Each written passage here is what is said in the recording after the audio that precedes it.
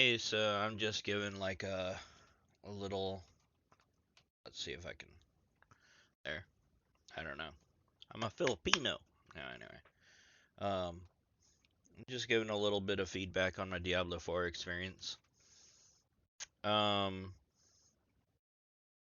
as far as boss fights go, I thought that boss fights were pretty good. There's a couple boss fights I thought that needed a little bit of tweaking or tuning. As a barbarian, I found the werewolf boss, for instance, in one of the dungeons was not able to be kited fully, was heavy damaging, and applied bleeds.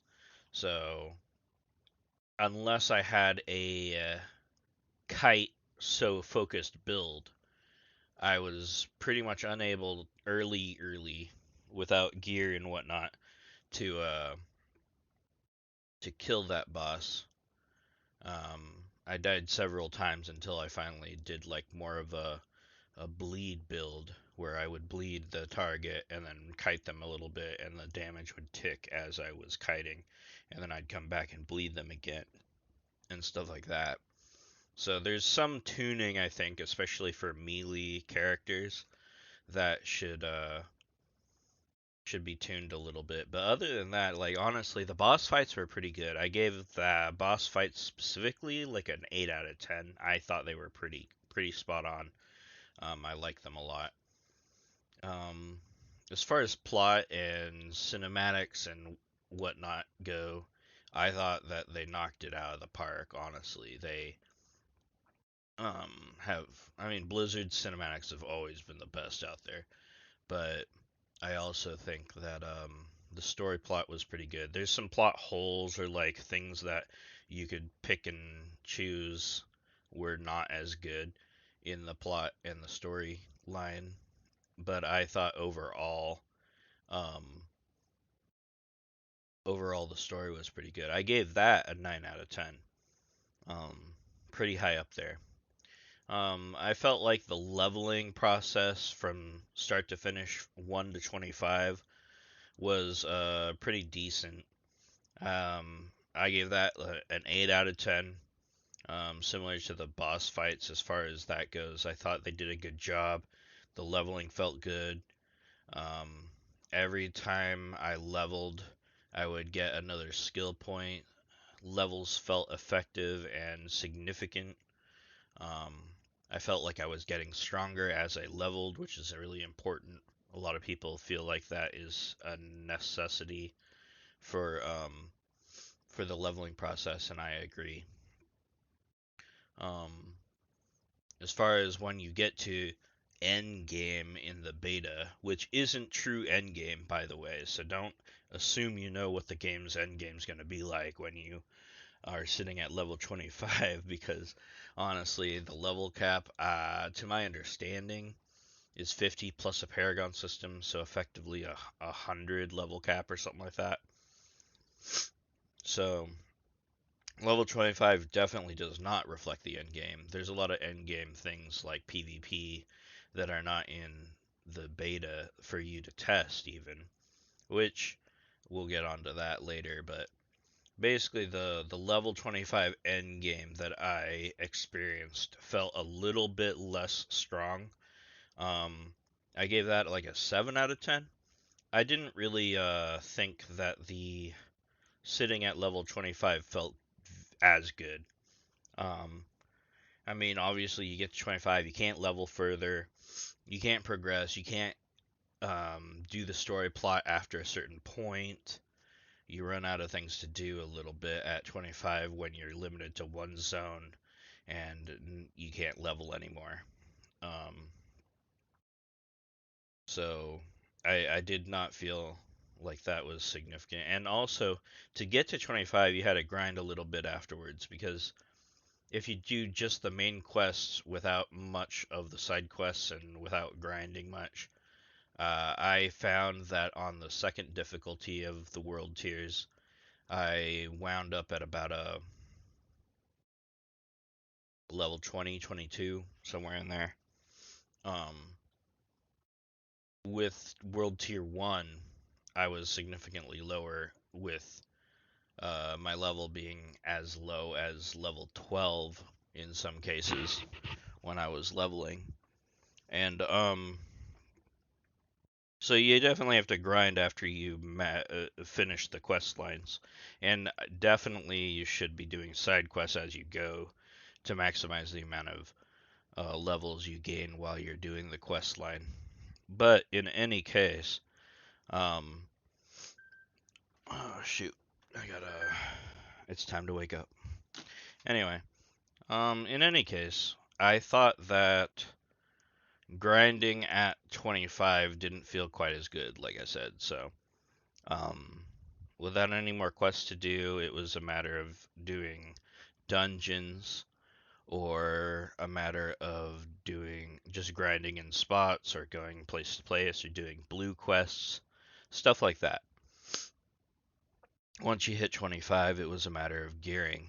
And there was actually an exploit that I'll get into later when I talk a little bit about bugs, where you could actually kill a level 35 mob that would spawn in the zone and farm one guaranteed item with some other high level items that would drop in addition to that item. But that was a bug. I don't know. It's not technically a bug, but we'll talk about that later. Um, I thought that the rares and elites were more could be more noticeable.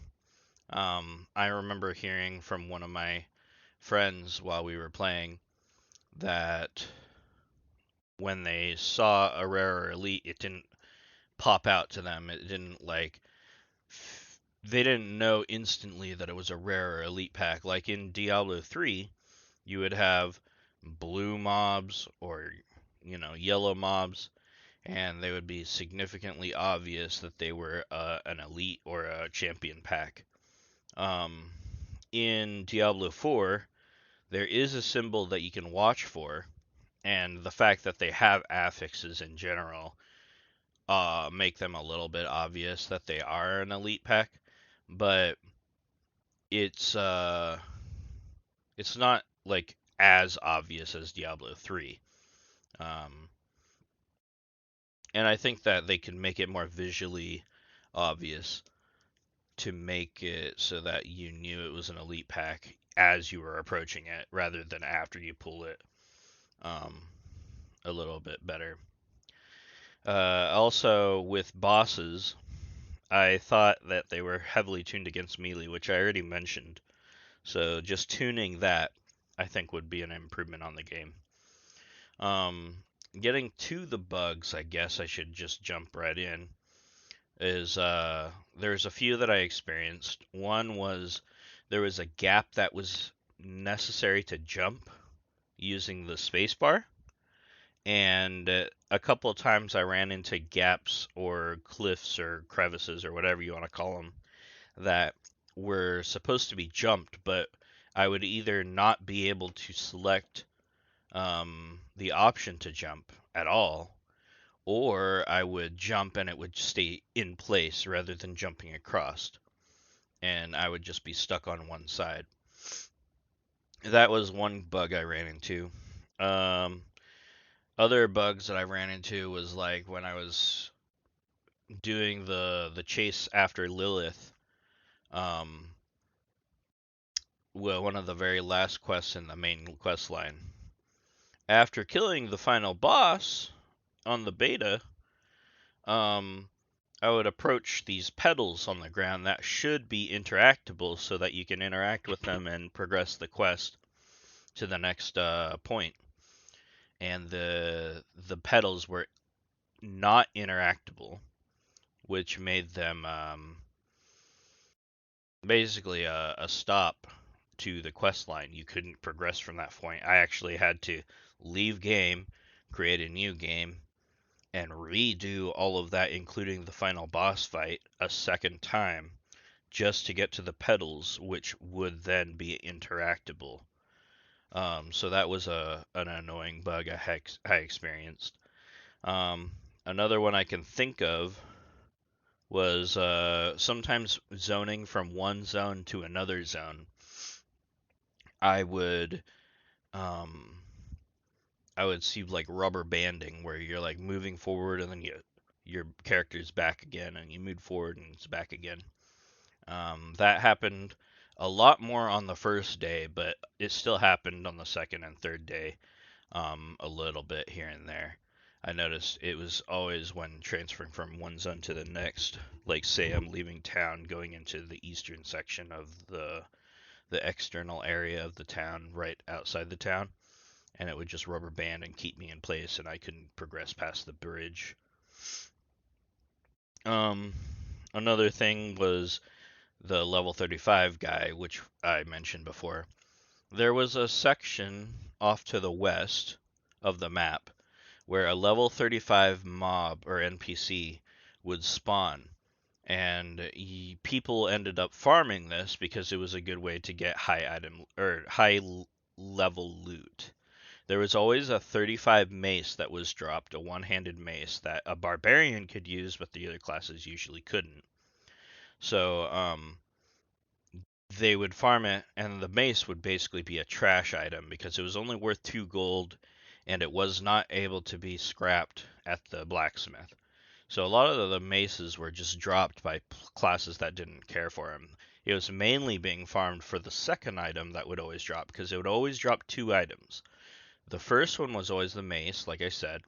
The second one was a high level item that was sometimes blue, sometimes yellow, sometimes a legendary, but it was always higher level than most of the 25 or lower mobs in the rest of the zone would drop. Sometimes it would be even higher than 25, which is the max that you could equip because you were at level 25. You can equip a 26 or higher item, obviously. So that part is not the bug.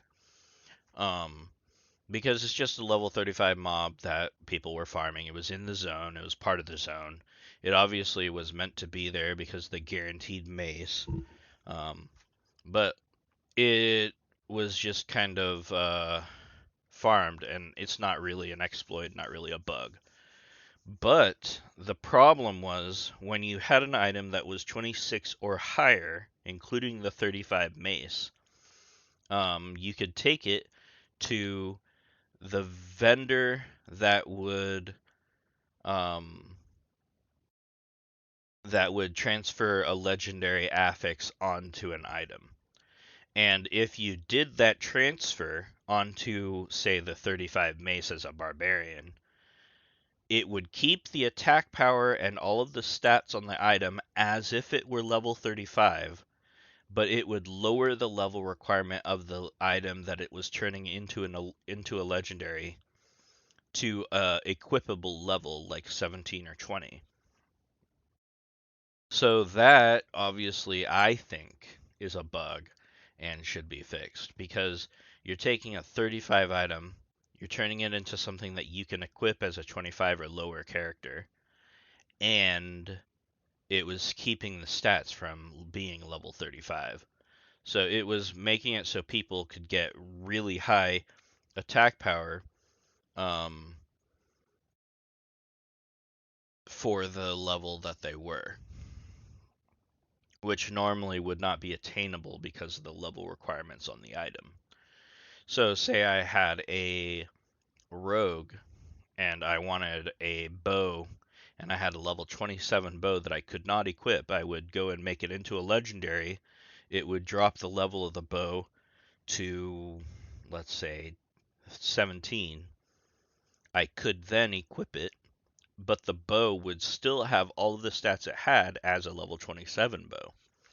So it's obviously, in my opinion, a bug, and that is what I think was being abused or should be fixed. It won't be as big of an issue in live because when you when you bring it, when you like think about it, live you're not gonna be stuck at level 25. You're not gonna be stuck farming a mob in a zone because you can't go to the other zones. You'll just progress, and the level of the mobs will progress with you.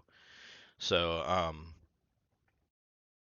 I don't think that it will be as big of an issue, but it should still be fixed in my opinion. Anyway, moving on. There is an issue I think where if you don't want to listen to the voice acting and you don't want to read the text of, say, a quest that has text that pops up. So it pops up, there's text there, and it's reading it off to you or whatever. You can hit the X at the top right of the voice box of the NPC that's talking, and it'll stop the voice, but the text that pops up sometimes will stay there. And the obvious one that I can think of is when you're in the cathedral, and I tried closing it there in the cathedral once, but the text from the box of text that popped up didn't disappear when you deselected it. It just stayed there, and it was just kind of an annoyance. That needs to be fixed. It's kind of a bug in a way. The only other thing I can think of bug-wise was that some chests that were visible and should be opened or should be able to be opened were uninteractable as well, kind of like the pedals that I was talking about. In which case you couldn't open it; it would just be there, kind of teasing you. So, getting on with the review, I guess you could call this, is I got a little bit of a pros and cons list. Only because I'm being critical, I got a slightly more cons than pros, but that doesn't mean that I feel overall that the game is more negative than positive. I actually had an overall positive feeling towards the game. Going down the pros list first, um, I don't think that anything felt overpowered like in Diablo 3. Diablo 3, you just had thousands of percent multipliers on items. You had set items which were basically required to do anything at the highest level. And they made you feel so powerful that the lower levels felt like useless to play on because you were just so much stronger than them. Um, because of the set bonuses and whatnot, right? The second you got a six piece, you're instantly at the top percent of play rather than, T1, T2. In Diablo 4, I felt like this wasn't the case with anything. Even when I got, say, those 35 items turned into legendaries, yeah, I did more damage, but I didn't feel overpowered. I felt like everything was a little bit slower paced, a little bit had to be plucked away at. I had to kill things and dodge attacks and stuff like that, and I felt like there was more significance to the gameplay, and I thought that that was a pro overall. Another thing is itemization. Um, what does that say?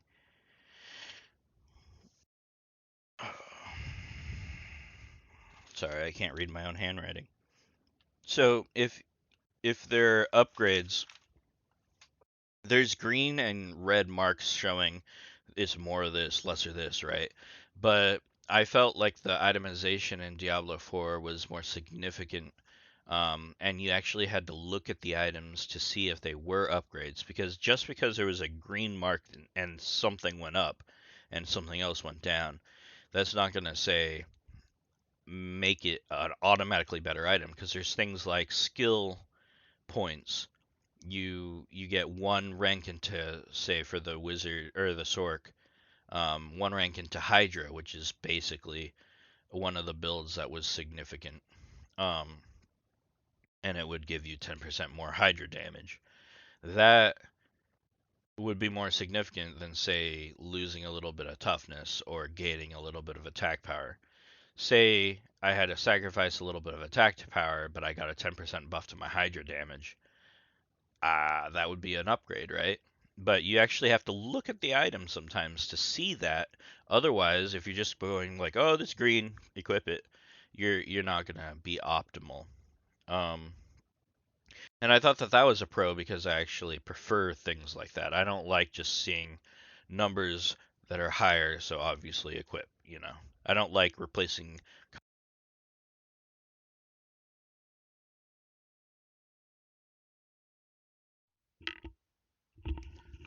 Sorry, my headset just turned off on me, even though I'm using it to talk, that's annoying. Anyway, um, so yeah, itemization felt better in Diablo 4 than Diablo 3. Also, the new Kadala felt like it was more rewarding. Um, it had a higher overall chance to get legendary items, I believe. And even though legendary items weren't always great or good or better, they dropped more frequently from the new Kadala system, which I thought was cool. Um, I guess the one thing I have to say about the Kadala system is I kind of didn't like that it was account wide. I thought that you should accrue the points to turn into Kadala items on one character and not have it shared from the account. Personally, I felt like that would be better. But the way that they currently have it is, say I collected on my rogue, it would still be there on my account, usable on my barbarian. So a little bit of a pro and a con there, but I think it's more pro than con because it felt like it had more chance at getting a shiny. So, another thing is legendary items don't feel oversaturated in the game. So they are dropping enough to feel like they can drop, but they're not dropping enough to feel like they always drop. So in Diablo 3, you go do one dungeon and so many items drop that you just scrap, scrap, scrap, scrap, scrap, scrap, scrap. You don't even look at them half the time because you know most of them are crap. The legendaries when they drop in Diablo 4 feel like they could be good, and beyond that, they also feel like um they're not as common as Diablo 3 made them feel. They felt more significant and more rare, more legendary, so to speak. Um, I think I think the skill tree was a lot better in Diablo 4. I didn't really like how there was just a bunch of options, and you would kind of like with skill runes or whatever, you know. Um, in Diablo 3, I never really I liked more of a tree format, which Diablo 4 has. It has like a tree format that's more like a zigzag, which is kind of interesting. But it did feel like the skills were something you could choose between, but you still had to go in a little bit of an order. Um, I felt like there probably could have been more options for, I guess you could call them runes or secondary choices of a skill, rather than just two, which is usually the case. It was like one skill, say bash attack or whatever, or frenzy for the barbarian, and then there was two smaller skills connected to it that was either like make it defensive so that it has damage reduction or make it offensive so that it has more attack speed. That was the only two options, right? So I felt like it could have had more than just two options branching off from each skill, but at the same time I still felt like I liked the tree format and the order that it was in. I think I might have just the cons left. And like I said, there's a little bit more cons, only because I'm trying to be critical. But overall, I would not rate the game at a low level. I really did have a positive feeling towards the game. Anyway, so here's the cons. Um, I felt like alts um, can't unlock legendary vendor if the dungeons were already on the main. That was an issue I think that one of my friends brought up, and he basically said that if you did say all of the dungeons on one character, so say I went and I did every single dungeon on my barbarian, so that my completion log at the top of the map said, I don't remember how many there were, but like 28 out of 28 dungeons complete or whatever, right? So all the dungeons are complete. If I then go onto a Sork or a rogue character that I just created, and I wanted to use the legendary vendor that would transfer legendary items into a yellow or something, or whatnot. You can't actually use that vendor without unlocking it through a dungeon first, or I forget what the second way to do it is. I think get to a certain level, but at a low level you can't use that unless you do a dungeon. But if you do the dungeon on the alt after you've already done it on the main, so to speak, they still didn't unlock the vendor because it was already done on the main. Anyway, so that was a con. I think that should be fixed. You could even almost call that a bug. Um, One thing that was also a little bit annoying was hardcore characters were not obviously hardcore in the social window when you hit O and you see your friends list over on the right. It doesn't have an obvious symbol or a way to determine that someone's a hardcore or a normal character.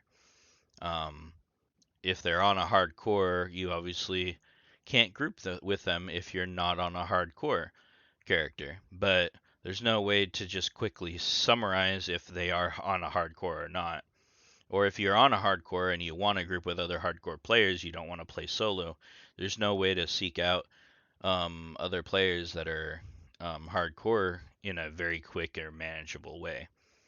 Um, the other thing I was thinking of was that item sizes in your inventory sometimes didn't feel too good because, say, a ring drops and a two-handed weapon drops. The two-handed weapon, obviously, more bulky and size, or more bulky and more large than a ring would be in your inventory space. But the two-handed weapon and the ring both take up 2 blocks of space in your inventory. So I think that it should stay how it was in Diablo 3, where rings, jewelry, stuff like that, necklaces would be smaller and only take up 1 square rather than 2, giving you a little bit more inventory room. I didn't really like how it went, in my opinion, backwards to a point where everything is the same size in your inventory. Either that or I feel like the inventory space could be increased so that it didn't feel as significant. Um, I also have heard from people complaining that the smart loot isn't really that smart in Diablo 4 compared to Diablo 3. Um, you get strength and stuff on Sork only items. So, say you have a Sork and an item drops and it has +1 to Hydras or something. So it's obviously going to be a Sork item if equipped, but it has strength or willpower or something like that on it. Um, while that isn't a deal breaker, and I don't feel like that's a significant decrease to the situation, because maybe you want more strength or something, right? It gives armor or whatever. I don't know, but um,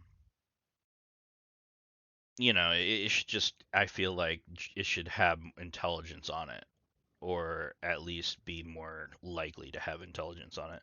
So that's just one thing that I thought was not quite as polished.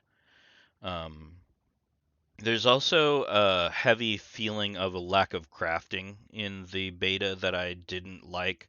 I know, or I feel like there will be more of a crafting scene when the live version hits.